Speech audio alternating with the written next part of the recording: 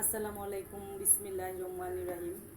আজকে দুপুরে আমাদের বাসায় গরুর মাংস বোনা, কোরবানির গরুর মাংস আর কি।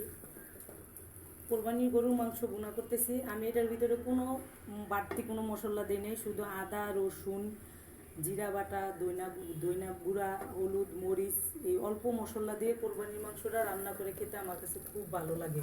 কারণ কোরবানির মাংসর মধ্যে আল্লাহর একটা রহমতের সুঘ্রাণ আছে এবং ওইটাই আমার কাছে খুব ভালো লাগে। বাড়তি মশলা দিলে মাংসর ওই ঘ্রাণটা আর কি আসে না। এই জন্য কোরবানির মাংসর মধ্যে আমি বেশি মশলা দিই না, চেষ্টা করি অল্প মশলা দিয়ে মাংসটা ভুনা করতে।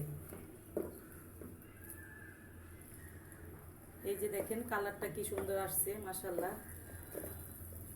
এই যে দেখেন একটা আরও দিছি, মাশাআল্লাহ কালারটা অনেক সুন্দর। এই যে দেখেন। আল্লাহ হাফেজ।